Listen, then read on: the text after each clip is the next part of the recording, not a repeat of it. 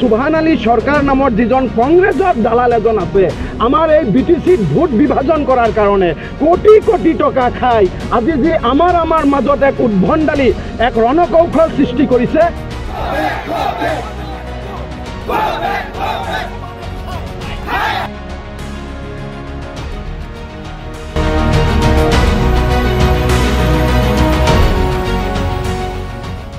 জানে নিৰ্বাচন সমাগত এই সময়ত বিভিন্ন দলে বিভিন্ন জায়গাত নিজৰ নিজৰ গণতান্ত্ৰিক অধিকাৰ লৈ সভা সমিতিবিলাক পাতি থাকিব।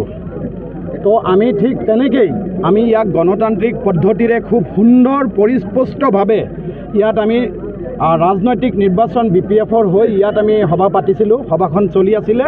ইয়াত চিমুলতাপুৰবাসী ৰাইজে আমাক 100% 100% সঁহাৰি জনাইছে। আমি ঠিক তেনেদৰে ইয়াত সভা চলাই আছোঁ।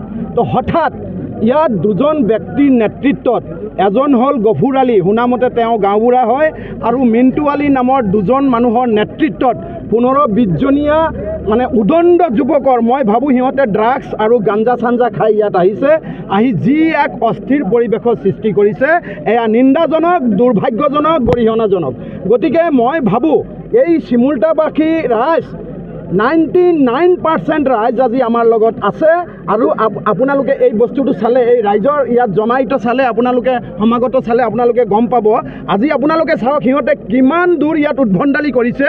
ইয়াত এই শ চেয়াৰবিলাক, চকীবিলাক সিহঁতে ভাঙি চুৰমাৰ কৰি দিছে। সিহঁতৰ হাতত ৰড খুকুৰীয়া দিও আমি দেখিবলৈ পাইছোঁ।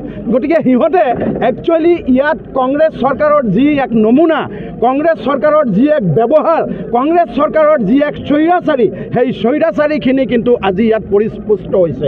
গতিকে মই ভাবোঁ আজিৰ দিনতে যিভাৱে ইয়াত ৰাইজে আহি শিলডল ভাঙি এই ঘটনাৰ বিপক্ষে ইয়াত আমাৰ লগত সঁহাৰি জনাইছে, তাতে প্ৰমাণ হৈ গৈছে যে আজি ইয়াত মকলিছুৰ ৰহমান নামৰ যিজন বিপিএফৰ কেণ্ডিডেট, সেই কেণ্ডিডেটজনৰ আজি যে 22 তাৰিখত নিৰ্বাচন হ'ব, সেই নিৰ্বাচনত জয়ী হ'ব।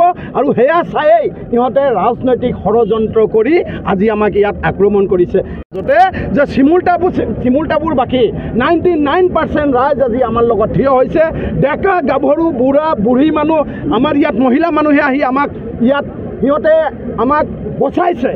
আমাক সিহঁতে সন্মুখত আগভেটি ধৰিছে। হয়তো সিহঁতে আমাক আক্ৰমণ কৰিলেহেঁতেন, দা লাঠিৰে সিহঁতে আমাক আক্ৰমণ কৰিব পাৰিলেহেঁতেন, কিন্তু আমি ইয়াৰ পৰা কিন্তু 1 ইঞ্চি আঁতৰি যোৱা নাছিলোঁ। কাৰণ আমাৰ ভিতৰত কোনো গুণ্ডামি কৰাৰ, কোনো মাৰপিট কৰাৰ অভিপ্ৰায় নাছিলে। আমি ইয়াত গণতান্ত্ৰিক পদ্ধতিৰে ইয়াত আছিলোঁ আৰু আমি গণতান্ত্ৰিক পদ্ধতিত এতিয়াও আছোঁ।